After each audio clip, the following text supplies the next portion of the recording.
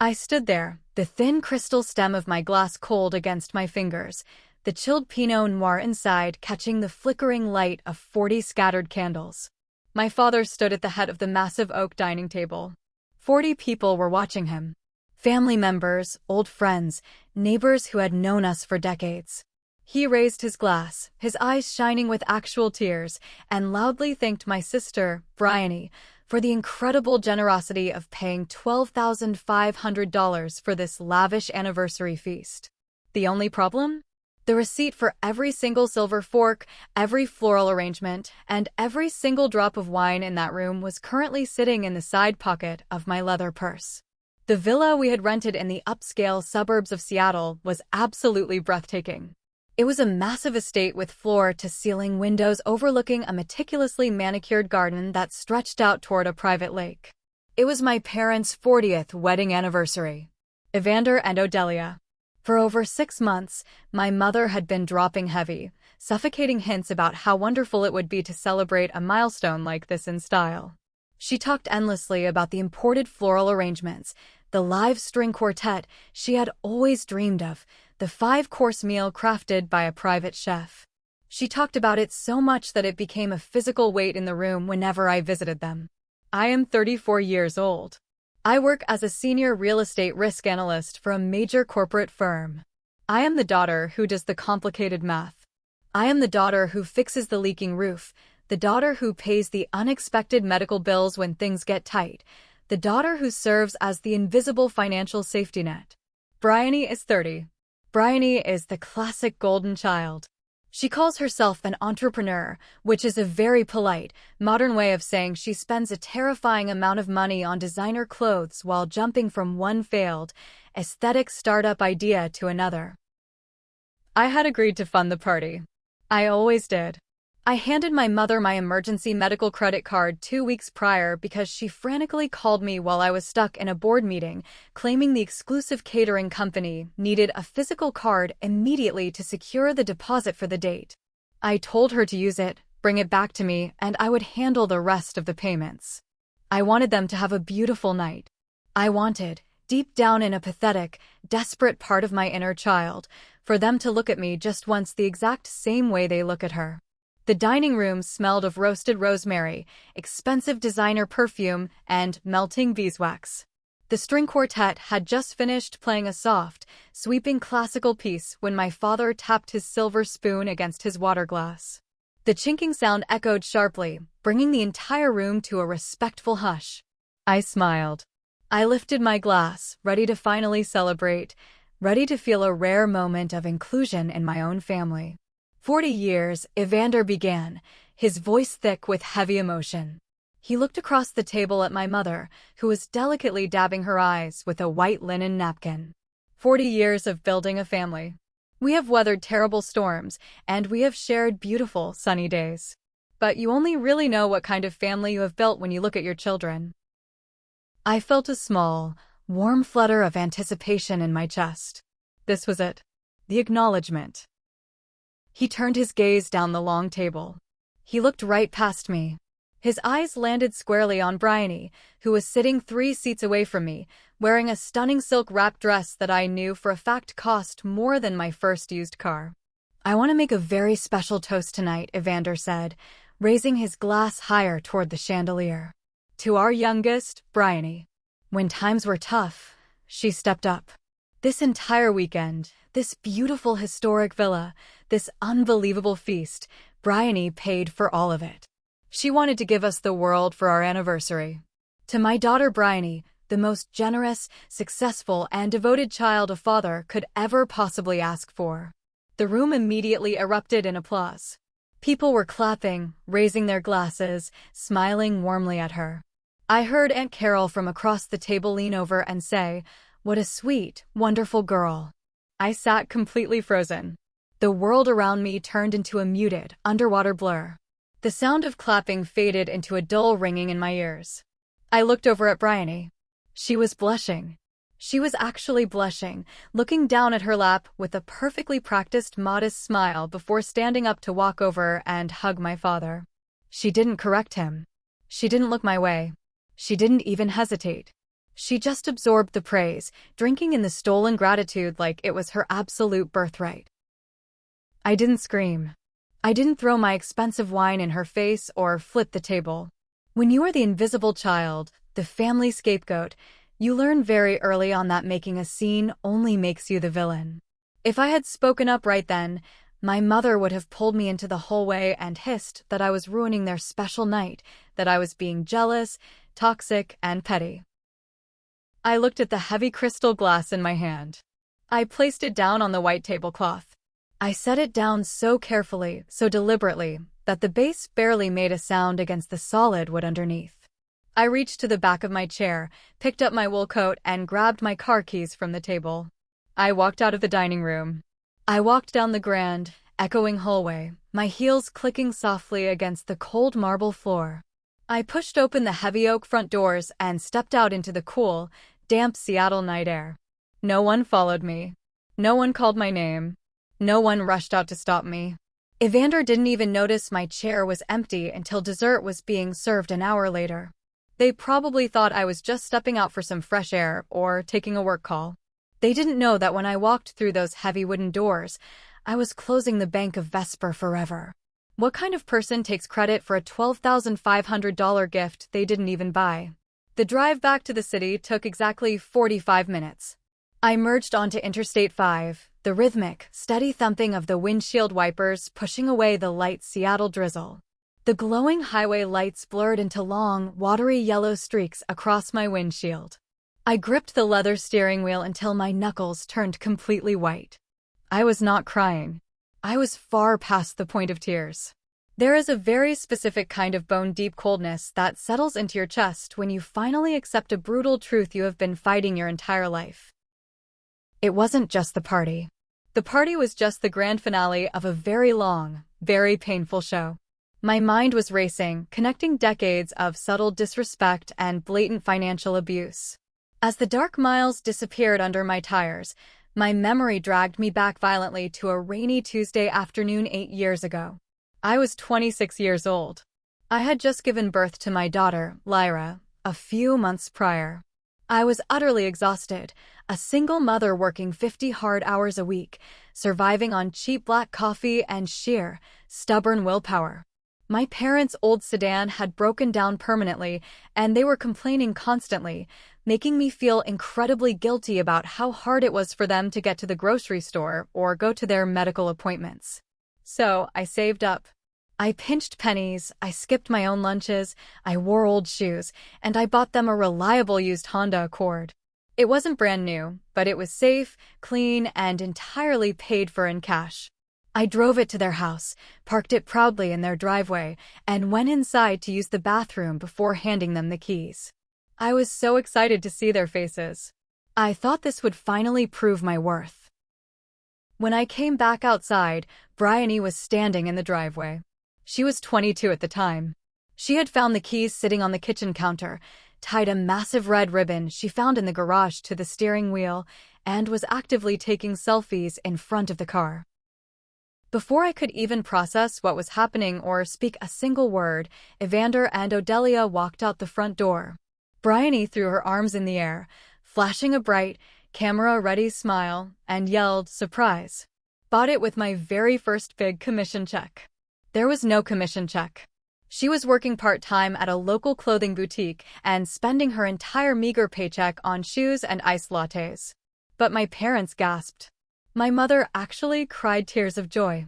They rushed forward and hugged Briony, telling her how incredibly proud they were of her sudden success and her beautiful, generous heart.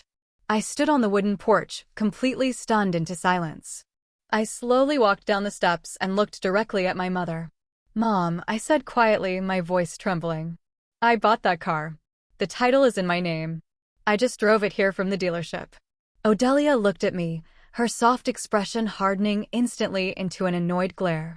She quickly pulled me aside, lowering her voice to an angry whisper so the neighbors wouldn't hear. "Vesper, please do not do this right now. Your sister is trying to build her personal brand online. She needs this to look successful so she can network. Does it really matter who gets the credit? We know you bought it. Just let her have this moment. Don't be so cold and calculating with your own family. Calculating. That was the exact word she used to describe me. I had worked myself to the absolute bone to buy them a reliable vehicle so they wouldn't have to take the bus, and I was the calculating one for wanting them to know it came from my sweat and tears. I let it go that day.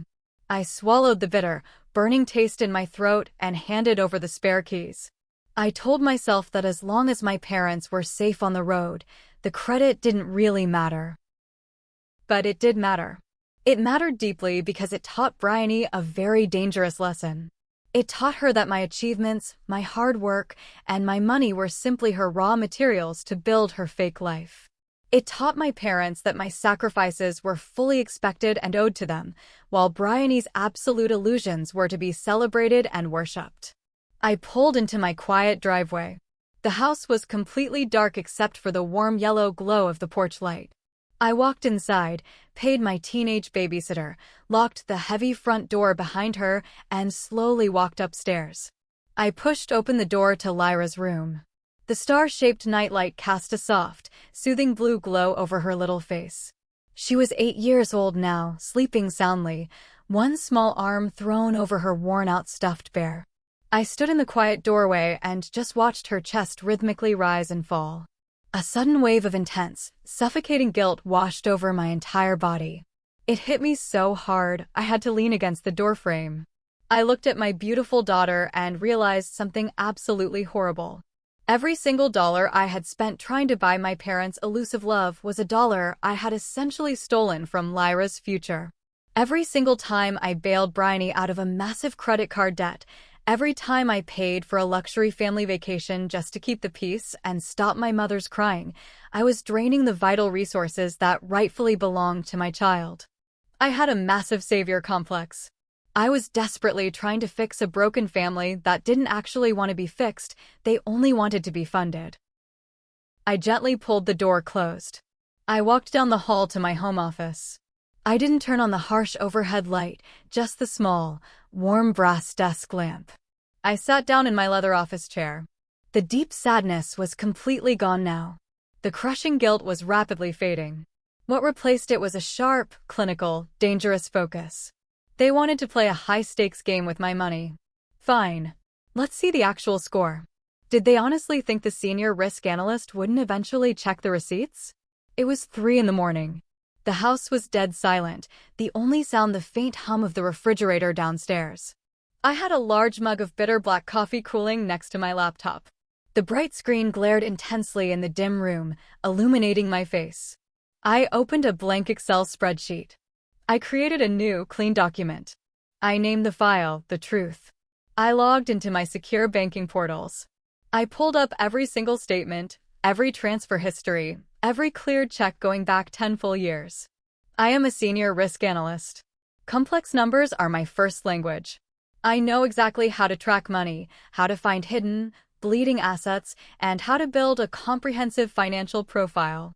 I decided it was time to build one for my own family. I started adding the rows, my fingers flying across the keyboard with a cold, mechanical precision. Car insurance premiums for Evander and Odelia, paid faithfully every single month since I was 24 years old.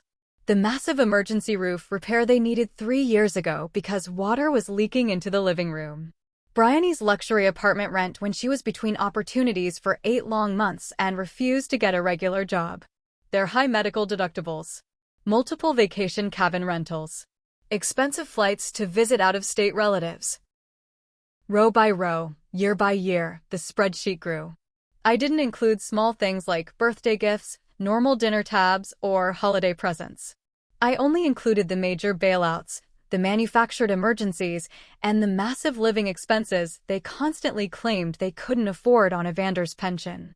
When I finally highlighted the long column of numbers and clicked the auto-sum button, I stopped breathing for a full 10 seconds. I leaned back in my chair and stared blankly at the ceiling. $145,800. I whispered the number out loud to the empty room.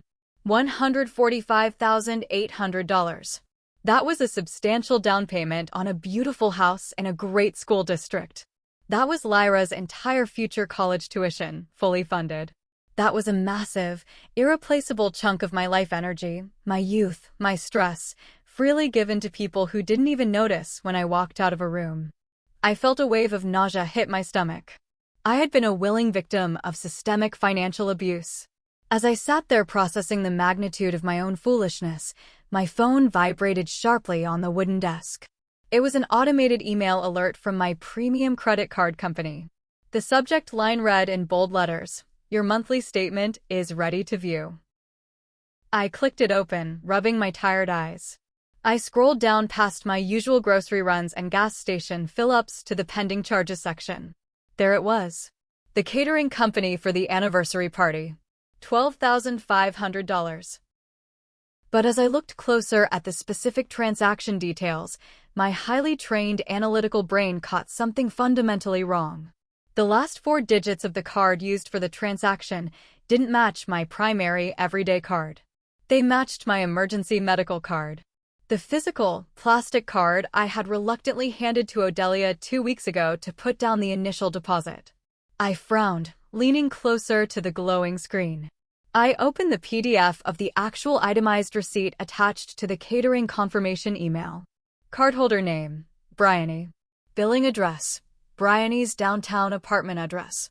The puzzle pieces snapped together in my mind with a sickening, violent crunch. Briony didn't just take the verbal credit for the party. She didn't just stand up and tell a convenient lie to look good in front of Aunt Carol. She had physically taken my emergency credit card from our mother, called the catering company herself, read them my numbers, and deliberately put her own name and address on the billing profile so the receipt would look like it belonged entirely to her. She used my line of credit to play the role of a rich, generous entrepreneur. My hands actually started to shake. Not from sadness. From pure, unadulterated rage. This wasn't just a toxic family dynamic anymore. This wasn't just a spoiled sister seeking desperate attention. In the state of Washington, using someone else's credit card without explicit, documented authorization to charge over $10,000 is a severe felony. It is textbook identity theft and wire fraud. She didn't just casually steal my money. She committed a federal crime to steal the spotlight. And my mother, who had physically handed her the card knowing full well it was mine, was entirely complicit in the act. I picked up my phone. I didn't call Briony to scream at her. I didn't call Evander or Odelia to demand an explanation. I opened my banking application. I navigated to the security and card management section. I clicked lock card on the medical emergency account. I clicked lock card on the secondary gas card I let my parents keep in their wallet. I logged into the auto insurance portal, navigated to the policy details, and permanently removed their Honda Accord from my active policy, effective immediately at midnight. I watched the little digital toggles on my screen turn from active green to a dead, flat gray. With every single click, a heavy, suffocating iron chain fell off my shoulders. I had spent my entire adult life trying to buy a single seat at their table. Tomorrow morning, they were going to wake up and realize I had bought the whole damn restaurant, and I was shutting the doors permanently. What exactly would the golden child do when her stolen plastic stopped working at the espresso stand? Sunday morning arrived with pale, watery sunlight streaming through the kitchen windows and the relentless, aggressive buzzing of my phone vibrating against the granite countertop. It started at exactly 8:15. I was in the kitchen, making blueberry pancakes for Lyra, when the screen lit up brightly with Evander's name. I let it ring until it went to voicemail. 5 minutes later, Odelia called. Then Aunt Carol called twice in a row. Then Briony. They were the flying monkeys. That's the exact term my therapist used to describe the enablers and distant relatives who swarm you when you finally upset the toxic, delicate balance of a dysfunctional family. They fly in to aggressively guilt-trip you, to shame you, to drag you back into your designated role so the primary abusers don't ever have to face any real consequences for their actions. I calmly poured warm syrup over Lyra's pancakes, kissed the top of her messy bedhead, and told her to go watch her favorite cartoons in the living room. I took my phone out to the back wooden porch, slid the heavy glass door shut, and finally answered my father's 4th consecutive call. Vesper, Evander's voice barked through the speaker, sharp and loaded with intense irritation. Where on earth did you go last night? Your mother was in absolute tears. You walked out right in the middle of the toast. Do you have any idea how deeply embarrassing it was to explain to 40 guests that our oldest daughter threw a childish tantrum and left without saying goodbye? I leaned against the wet wooden railing, watching a gray squirrel dart nervously across the fence line. I didn't throw a tantrum, Dad, I said, my voice dangerously calm. I left quietly. You left because you couldn't stand seeing your sister get some well-deserved recognition, he snapped back, his voice rising in volume. You have always been insanely jealous of Briony. Always. She worked so incredibly hard to put that beautiful party together for us, and you couldn't even sit there and smile for 5 minutes. You had to make the entire night about you. My voice remained completely flat, devoid of the emotion he was desperately trying to provoke. Dad, did you happen to see the name on the actual bank receipt for that party? He scoffed loudly into the receiver. What does that matter? Briony arranged the whole thing. Briony planned the menu. So, what if she used the family card to secure it? It's family money. We are supposed to help each other out. Why do you always have to be the one obsessively keeping score? Family money. That specific phrase made the blood in my veins run ice cold. It wasn't family money. It was my salary. It was the money I earned working grueling 60-hour weeks, analyzing massive commercial real estate portfolios, fighting for every promotion, while Briony slept until noon and complained about her anxiety. Odelia must have been listening closely on speakerphone, because her shrill, whining voice suddenly cut in over my father. Vesper, please. Don't be so overly dramatic. Briony is just starting her new lifestyle coaching business online. She needs the guests and our friends to see her as a highly successful provider. It brings her paying clients. You have a great corporate job. You have plenty of money saved up. Why on earth are you trying to ruin your sister's reputation over a few dollars? $12,500 is not a few dollars, Mom, I said, my grip tightening on the phone until my hand ached. And she didn't just use it. She put her own name on my billing profile. That is literal criminal fraud. Oh, stop using those aggressive legal words. Odelia cried out, playing the persecuted victim perfectly. She is your sister. She just wanted to do something nice for us to celebrate.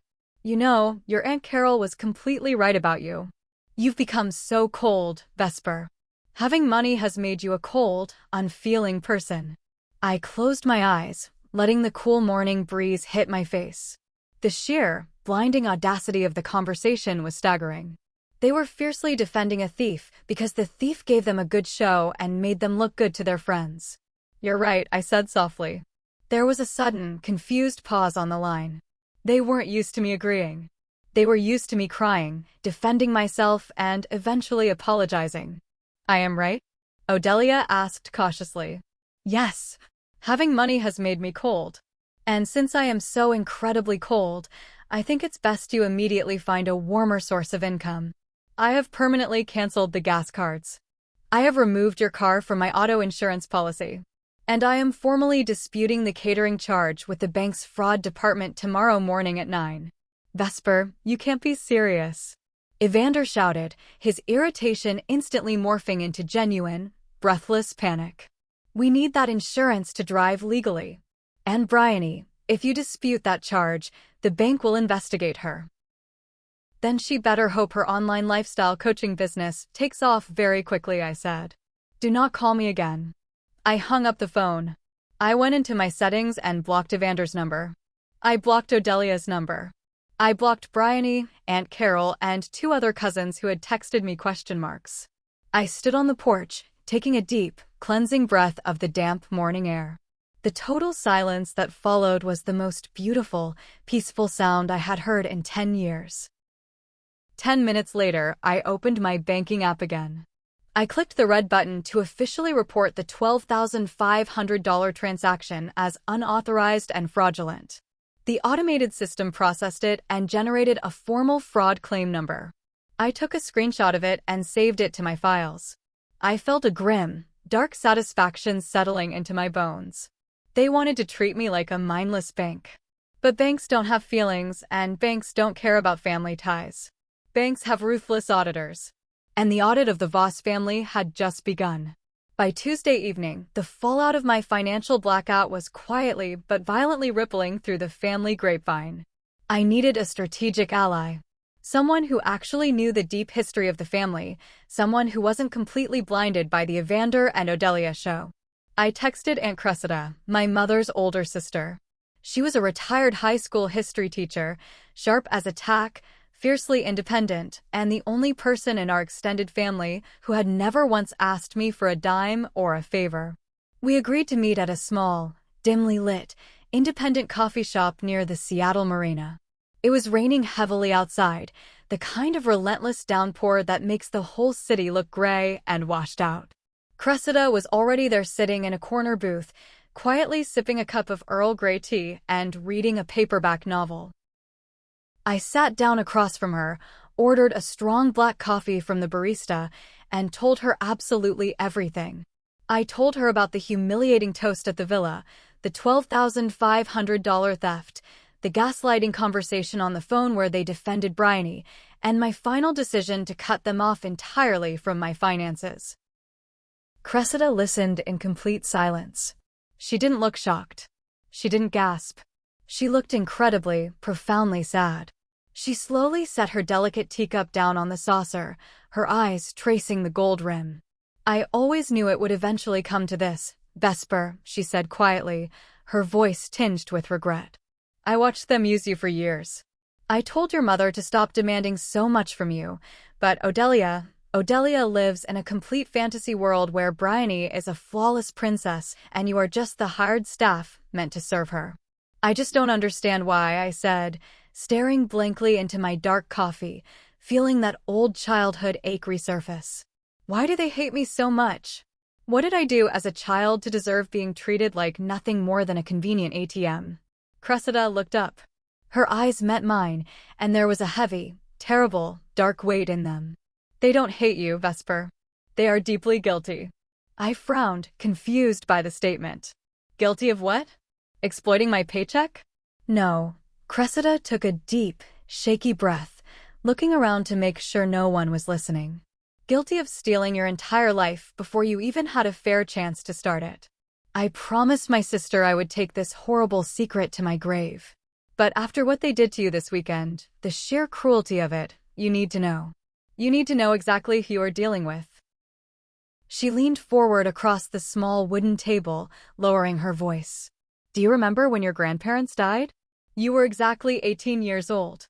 Just getting ready to apply for colleges and stressing about financial aid. I nodded slowly, the memory of that stressful time rushing back. Yes. I had to take out $50,000 in terrible student loans just to go to the local state university. I worked grueling night shifts at an all-night diner smelling like grease just to pay my rent and buy textbooks. You shouldn't have had to do any of that, Cressida said, her voice trembling slightly with long suppressed anger. Our parents left a very detailed will. In that will, they set up a specific educational trust fund. It was explicitly in your name. $60,000. It was meant to cover your full tuition and your living expenses. They knew Evander was terrible with money and had a gambling streak, so they specifically bypassed him and left it directly to you. The cozy coffee shop around me seemed to completely fade away. The loud hum of the espresso machine turned into a distant, buzzing white noise. What? I whispered, unable to comprehend the words. They hid the letters from the estate lawyer, Cressida continued, tears welling in her eyes as the shame of keeping the secret hit her. Evander and Odelia forged your signature on the release documents, legally claiming they were acting as your guardians to manage the funds until you graduated. They put the $60,000 into a high-yield savings account and completely hid it from you while you flipped burgers at midnight to pay for biology textbooks. I felt physically sick. My chest tightened so hard I couldn't pull in a full breath. The betrayal was so deep it felt like a physical knife in my ribs. Where did the money go? Did they spend it on the house mortgage? Did they pay off debt? Cressida slowly shook her head. No, they sat on it for 8 years. They watched you struggle and drown in loan payments. Until Briony turned 22 and suddenly decided she wanted to open a luxury day spa. They liquidated your entire trust fund and gave every single cent of your grandparents' hard-earned money to Briony as seed capital for her business. The spa. I clearly remembered the grand opening of the spa. It was a massive, embarrassing disaster. Briony signed a terrible, overpriced commercial lease, bought $40,000 worth of high-end massage equipment, hired her unqualified friends to run the front desk, and ran the business straight into the ground. It went bankrupt and closed its doors in exactly 6 months. My college money, I said, my voice sounding hollow, like it belonged to someone else entirely. My absolute freedom. My 20s.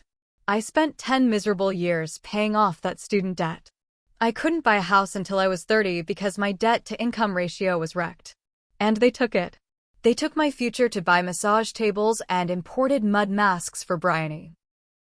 I am so deeply sorry, Vesper. Cressida reached across the table and grabbed my shaking hand.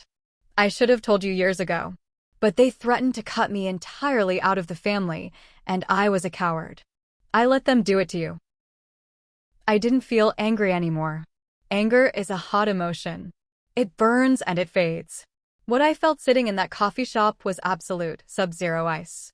The very last tiny, pathetic shred of hope I had that my parents actually loved me withered and died right there on the table. They hadn't just exploited my adult success. They had actively, maliciously sabotaged my youth to fund Briony's delusions. I pulled my hand back slowly, my face turning into a mask of pure stone. Do you have any physical proof of this, Aunt Cressida? A copy of the will? A bank record? Anything? She nodded, wiping a tear from her cheek. I have a certified copy of the original trust document. I kept it hidden in my bank safety deposit box, just in case this day ever came. Get it, I said, my tone completely devoid of any human emotion. Get it tomorrow morning as soon as the bank opens. Because I am going to burn their entire world down to the foundation. By Thursday morning, Briony finally realized her stolen credit cards were actively declining everywhere she went. Her expensive boutique gym membership bounced. Her favorite organic grocery delivery service permanently suspended her account for lack of payment. And instead of picking up the phone to call me, to apologize, or to beg for mercy, she decided to go to war. She took to Facebook. She wrote a massive, 3-page manifesto, tagging our parents, dozens of cousins, and old family friends to ensure maximum visibility. I only saw it because Lyra's babysitter, who was unfortunately still friends with Briony online, nervously showed it to me on her phone when I got home from work. The post was an absolute masterpiece of emotional manipulation and narcissistic gaslighting. It breaks my heart into a million pieces to write this, the post began, accompanied by a carefully staged picture of Briony looking exhausted and tearful, hugging our elderly parents on the couch. I have always believed that family comes first, no matter what. This weekend, I put my entire heart and soul into organizing a beautiful 40th anniversary party for my wonderful parents. But my wealthy, corporate sister, Vesper, decided that because she makes a lot of money, she can control and abuse us. She threw a massive, screaming fit at the party, stormed out, and has now maliciously cut off my elderly parents' car insurance and frozen all the family emergency bank accounts just to punish me for being the one to plan the event. Now, my parents are terrified they won't be able to pay for their critical medications, and my small business is suffering because of her vindictive actions. I have set up a GoFundMe to help my parents survive this cruel financial abuse. Please share this and help us if you can. Within hours, the comments section was an absolute dumpster fire of misplaced outrage and vicious attacks. I always knew Vesper was a corporate snob, wrote a distant cousin from Ohio who I hadn't seen in 10 years. Money completely changes people. Stay strong, Briony, we love you, wrote one of her former college sorority sisters. Disgusting behavior. To do that to your own parents over a simple party? You should be ashamed of her, Evander, wrote Evander's old bowling buddy.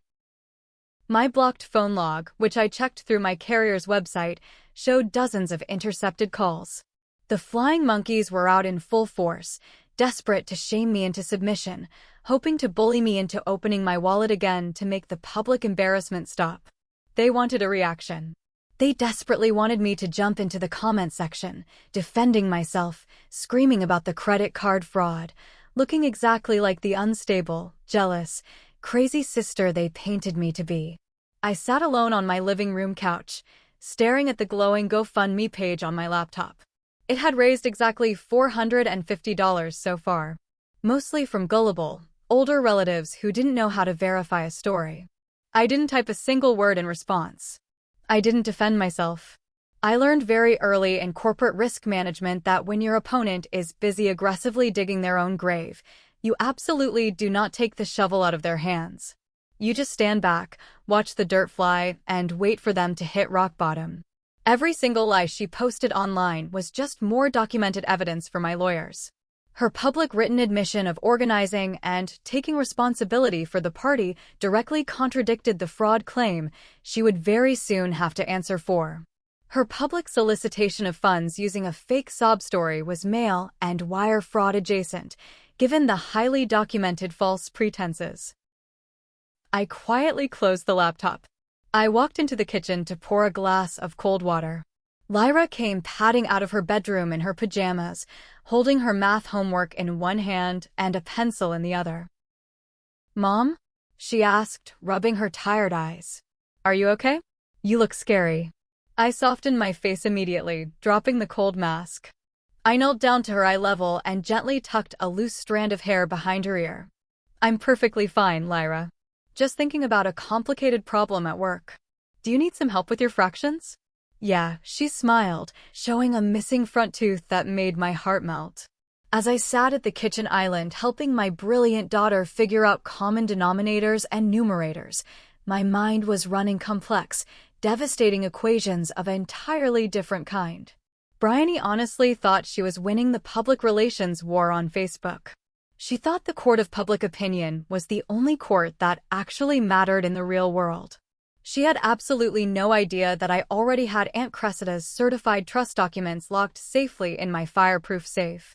She had no idea that the bank's fraud department had already escalated the $12,500 charge to their criminal investigation unit and that an investigator had called me that very afternoon.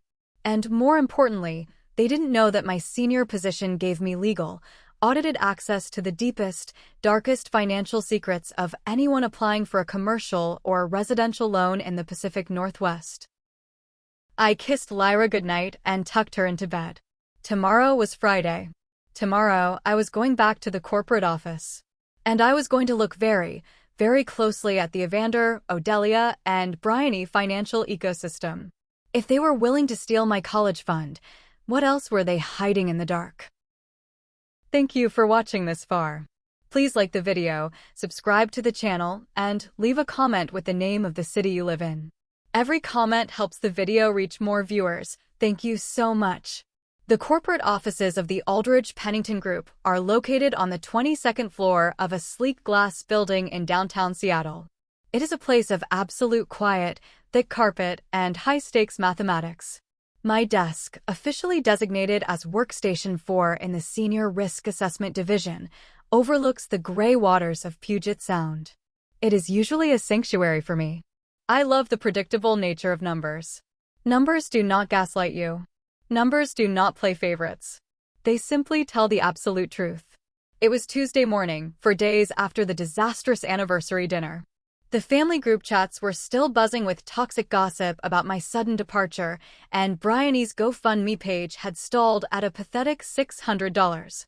I had spent the morning reviewing commercial zoning permits for a client in Bellevue, sipping my second cup of black coffee, actively trying to push the image of my mother's tearful, manipulative face out of my mind. At exactly 10:14 in the morning, my dual computer monitors suddenly flashed a bright, solid red border. A high-priority alert popped up in the center of my screen. Internal Security Protocol. Fraud alert flagged. Cross-reference employee data match. I set my coffee mug down on the coaster, suddenly on high alert. In my line of work, an internal security protocol usually meant someone was trying to hack the system, or worse, someone was trying to use a company employee's personal credentials to secure a fraudulent loan. Because of my senior clearance level, The system automatically routed any anomalies involving my specific social security number directly to my secure terminal for immediate verification. I clicked the authorization button and scanned my thumb on the biometric pad to open the locked file. The document that loaded onto my screen was a residential mortgage application for a luxury high-rise penthouse in the downtown waterfront district. The requested loan amount was a staggering $800,000. I scrolled down to the applicant information. The primary borrower listed was Briony. I stopped breathing. The air in the office suddenly felt incredibly thin. I leaned closer to the monitor, my eyes scanning the digital paperwork. Briony was trying to buy an $800,000 penthouse. She was claiming an annual income of $250,000 from her non-existent online lifestyle coaching business. She had submitted beautifully forged bank statements, fake tax returns, and fabricated profit and loss sheets. It was an incredibly sophisticated package of lies. But fake documents alone wouldn't secure a loan of that massive size, especially not with her spotty actual credit history.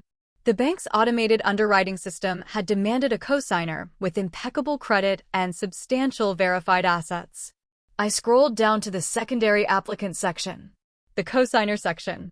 There, typed out in neat, digital font, was my full legal name. Vesper Elise Voss. Listed beneath it was my personal social security number, my home address, and my current employer information. At the very bottom of the electronic document was a digital signature block. It contained a forged electronic signature that vaguely resembled my handwriting. Briony had applied for a massive federal loan and used my stolen identity as her financial safety net. She knew my social security number because we had briefly shared a joint phone plan 10 years ago when I was helping her pay her bills. She had memorized it, kept it, and weaponized it. The sheer, breathtaking audacity of it made my head spin. She was actively stealing $12,500 from my credit card on a Saturday, crying on the internet about being poor on a Sunday, and by Tuesday morning, she was casually committing federal mortgage fraud, using my name to buy a luxury penthouse to impress her fake friends on the internet. She honestly thought she was a genius. She thought she could slip this through a massive corporate bank, and I would never find out until the debt collectors came knocking on my door years later when she inevitably defaulted. But she was stupid. She was so incredibly, arrogantly stupid. She didn't realize that the mortgage broker she used routed their high-risk luxury applications through the Aldridge Pennington Group for third-party verification. And she certainly didn't realize that the automated security system would instantly flag an application where the cosigner was also a senior employee at the very firm doing the reviewing. I sat back in my ergonomic chair. A slow, dark, predatory smile spread across my face. It was the kind of smile that would have terrified my mother. The universe has a very strange, poetic way of delivering justice. The key to Briony's entire fake kingdom, the absolute power to grant or destroy her ridiculous millionaire fantasy, had just landed directly on my desk. I reached for my mouse. I didn't click deny just yet. If she was hiding this kind of massive fraud, I needed to know exactly how deep the rot went. What else were they hiding in the dark? With my senior administrative access fully unlocked, I bypassed the standard application view and dove straight into the raw, unedited credit histories attached to Briony's file. Since she had illegally linked her financial profile to mine as a cosigner, I had the legal right to audit the entire package to protect my own identity. I pulled up her complete transaction history for the past 3 years. The screen populated with endless rows of data. I started tracing the massive cash deposits she used to artificially inflate her bank balances to make her business look profitable. The money wasn't coming from clients. It wasn't coming from sales. It was coming in large, irregular wire transfers from a local community bank in our hometown. I cross-referenced the routing numbers. The source account belonged to Evander and Odelia Voss. My brow furrowed. My father's civil engineering pension and my mother's social security combined barely covered their basic monthly living expenses.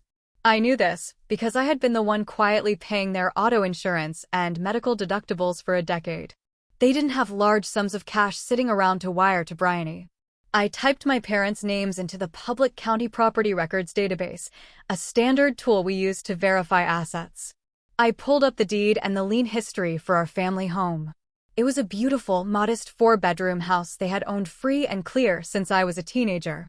It was the only real asset they had in the world. When the lien report loaded, the blood completely drained from my face. 2 years ago, Evander and Odelia had secretly taken out a massive home equity line of credit. They had mortgaged the family house for $150,000. I stared at the screen, my heart pounding heavily against my ribs. $150,000. I looked back at Briony's wire transfers. The dates matched perfectly. Whenever Briony needed a new designer wardrobe, whenever she wanted to lease a luxury car to look like a successful CEO, whenever she threw an extravagant party, my parents drew from the equity line and handed her the cash. They had literally mortgaged the roof over their heads to fund her shallow, pathetic illusions. But the horror didn't stop there. I scrolled down to the current status of the loan. Status: default. Days past due: 180. Action: notice of trustee sale issued. They hadn't made a single payment in 6 months. The bank had run out of patience. A formal notice of foreclosure had been filed with the county clerk. The family home, the place where I grew up, the only security my parents had for their old age, was scheduled to be auctioned off on the courthouse steps in exactly 3 weeks. I pushed myself away from the desk and walked over to the floor-to-ceiling window. I looked out at the gray, churning waters of the Sound. They were going to lose everything. Evander and Odelia were going to be homeless in less than a month. And instead of tightening their belts, instead of selling the cars or asking Briony to get a real job, they had thrown a $12,500 anniversary party on my stolen credit card to pretend everything was perfectly fine. They were standing on the deck of a sinking ship, sipping expensive wine, while actively trying to drown me with them. A wave of profound, crushing pity washed over me, followed immediately by an absolute, diamond-hard resolve. I thought about the $60,000 college trust fund they stole from me. I thought about the decade of financial abuse. They had made their choices. They had chosen the golden child over their own survival. I walked back to my desk. I picked up my cell phone and dialed the direct number for my personal real estate attorney, a brilliant, ruthless woman named Sylvia. "Sylvia," I said when she answered, "I need you to set up a blind, limited liability company for me today. Name it Lyra Holdings. I need to move a large amount of liquid cash into it by the end of the week." "What are we buying, Vesper?" she asked, her voice sharp and professional. "We are buying a foreclosed property at the King County Courthouse auction in 3 weeks," I replied, staring at the foreclosure notice on my screen. "And Sylvia? I want the eviction paperwork drafted the same day the title clears." I hung up the phone. They wanted to play real estate mogul. It was time for a lesson in actual ownership. Who would they blame when the bank finally came knocking? The morning of the county foreclosure auction was bitterly cold and pouring rain. It was the kind of miserable Seattle weather that soaked straight through your coat and into your bones. I took the morning off from work. I parked my black SUV across the street from the King County Courthouse, keeping the engine running and the heater on. I sat in the driver's seat, sipping coffee from a paper cup, watching the front steps through the rhythmic sweep of my windshield wipers. I had spent the last 3 weeks liquidating my stock portfolios, cashing out my high-yield savings accounts, and moving every available dollar I legally owned into the newly formed accounts of Lyra Holdings. I had amassed just enough cash to cover the starting bid and beat out the typical local property flippers. At exactly 9:45, Sylvia's junior partner, a tall man named Marcus wearing a beige trench coat, walked up the courthouse steps. He was acting as the registered proxy bidder for Lyra Holdings. My name was nowhere on the public documents. As far as the county, the auctioneer, and the world were concerned, an anonymous corporate entity was stepping in to buy the distressed property. I rolled down my window just an inch to hear the dull echo of the auctioneer reading the property descriptions through a portable speaker. When he read out the address of my childhood home, my breath hitched in my throat. I pictured Evander and Odelia sitting in their living room right at that moment, probably watching morning television, completely oblivious to the fact that their entire world was being sold to the highest bidder on a wet concrete step 10 miles away. They had ignored the letters. They had hidden the notices. They truly believed they could just ignore the problem and it would magically disappear. The bidding started. A local investor raised his hand. Marcus smoothly countered. The numbers climbed steadily, echoing in the damp air. 180,000. 200,000. 210. My grip on the steering wheel tightened. If it went over 250,000, I would be entirely priced out, and the house would go to a stranger who would kick them out anyway. 220,000, Marcus called out clearly. The other investor hesitated, checked his clipboard, and shook his head. He stepped back. The auctioneer looked around. Going once. Going twice. Sold to the representative of Lyra Holdings. I let out a long, shuddering breath. I leaned my head back against the leather headrest and closed my eyes. The deed was done. The title would officially transfer in 5 business days. The house where I had cried myself to sleep, the house where I had been told over and over again that I wasn't quite good enough, was now legally my absolute property. My phone buzzed in the cup holder. It was a text from Sylvia. Transaction complete. Title transfer initiated. Eviction notices are drafted and sitting on my desk for your final signature. I typed back a single word. Perfect. I put the car in drive and pulled away from the curb, merging into the heavy city traffic. I felt incredibly light. For the first time in my entire life, I held all the cards. But the day wasn't over yet. Buying the house was just the foundation. It was time to deal with the architect of this entire disaster. I drove straight to the Aldridge Pennington corporate office. I badged through security, walked to my desk, and woke up my monitors. The fraudulent mortgage application for Briony's $800,000 penthouse was still sitting in my queue, waiting for my final decision. I opened the file. I reviewed the forged signature one last time. I felt absolutely no pity. I moved my mouse to the top right corner of the screen. I clicked the massive red button labeled Denied. A dialog box popped up asking for the reason code. I selected code 42, suspected identity theft and document forgery. I typed a detailed administrative note into the system, officially flagging the application for federal review. I attached the screenshot of the forged signature and linked it directly to my own verified employee profile.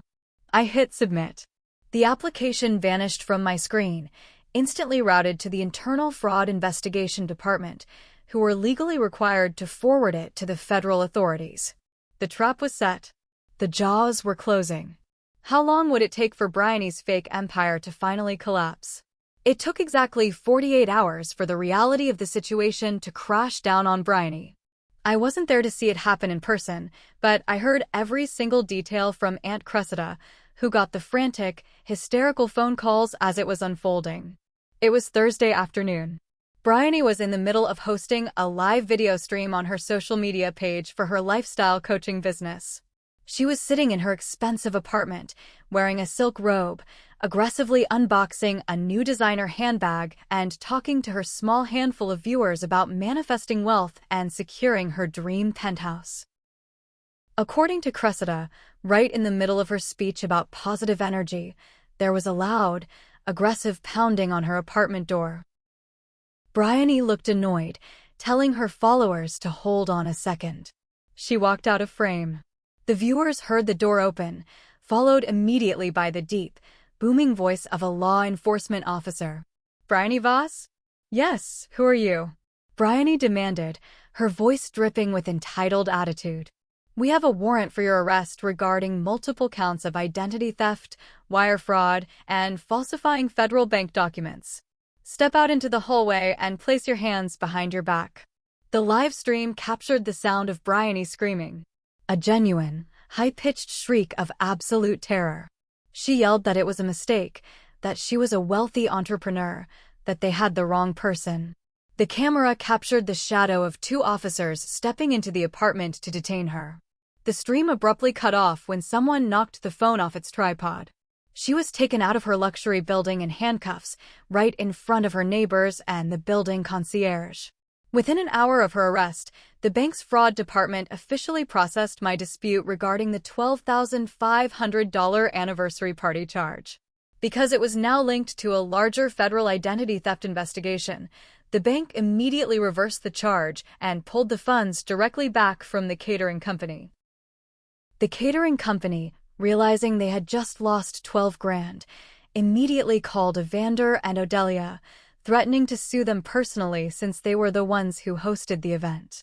My phone, which had been silent for days due to my blocking spree, suddenly started receiving voicemails in my restricted folder.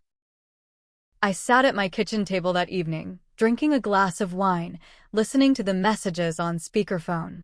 The first one was from Evander. He sounded completely unhinged, screaming so loudly the microphone distorted. "Vesper, pick up the phone right now. The police just arrested your sister. They are saying she stole your identity. You need to call them and tell them it was a misunderstanding. Tell them you gave her permission. The caterer is threatening to sue us. Fix this right now." The second message was from Odelia. She was sobbing hysterically, unable to catch her breath. "Vesper, please, I am begging you. Your sister is in jail. Her fiancé found out about the fraud charges, and he packed his bags and left her. She is crying in a cell. Please, you have to drop the charges. We will pay you back, I promise. Just save her. She's your sister." I took a slow sip of my wine. The taste was rich and dark.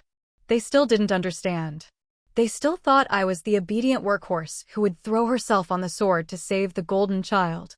They wanted me to lie to federal investigators, to commit a crime myself, just to keep Briony from facing the consequences of her own actions. They promised they would pay me back. But I knew the truth. I knew they didn't have a single dime to their names. I knew that in less than 24 hours, the final legal transfer of the King County property would clear, and they would technically be trespassing in my house. I deleted the voicemails. I didn't call them back. I didn't call the police. I simply went upstairs, tucked Lyra into bed, and laid down to sleep. For the first time in 34 years, my mind was completely quiet. There was no anxiety, no desperate need to please them. Just the calm, cold certainty of impending justice. Tomorrow, they would find out exactly how bankrupt they truly were. What happens when the people who threw you away suddenly realize you own the ground they stand on? Friday afternoon at the Aldridge-Pennington group was usually quiet, as most people logged off early for the weekend. I was sitting at my desk, finalizing a report, when the receptionist called my extension. "Vesper?" she said, sounding incredibly nervous. "There are two older people in the lobby. They say they are your parents. They are very agitated and demanding to see you. I was about to call security, but I wanted to check with you first." "Send them back to conference room B," I said calmly. "I will be right there." I stood up, smoothed down the front of my tailored white suit, and picked up a thick manila envelope from my desk. I walked down the glass-walled corridor with measured, even steps. When I pushed open the door to the conference room, Evander and Odelia were pacing the floor. They looked terrible. They looked 10 years older than they had at the anniversary party just a week ago. Evander's shirt was wrinkled, and Odelia's eyes were swollen and red from crying.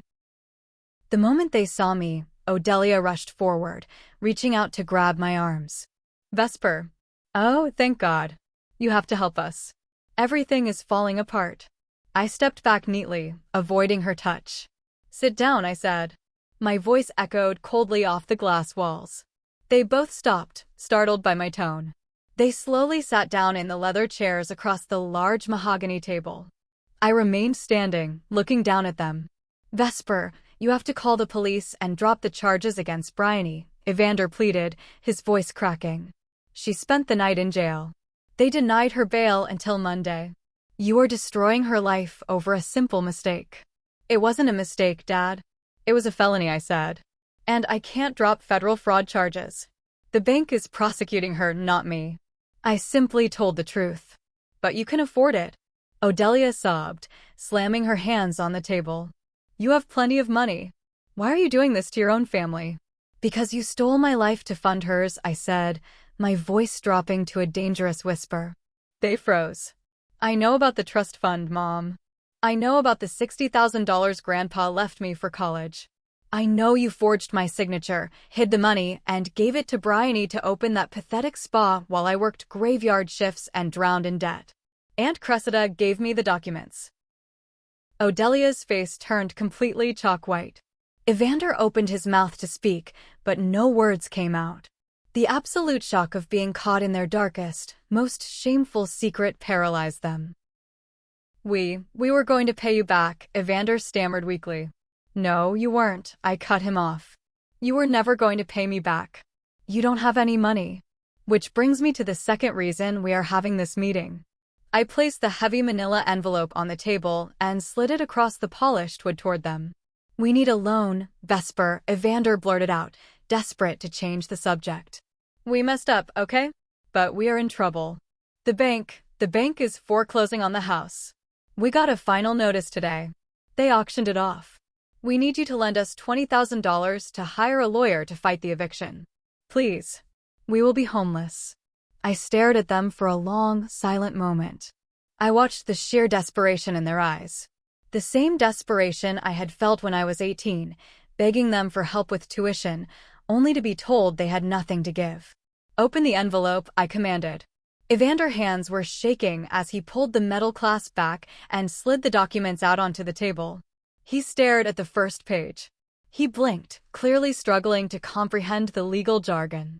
What is this?" he asked. "It says Lyra Holdings." "Keep reading," I said. He flipped to the second page. His eyes widened.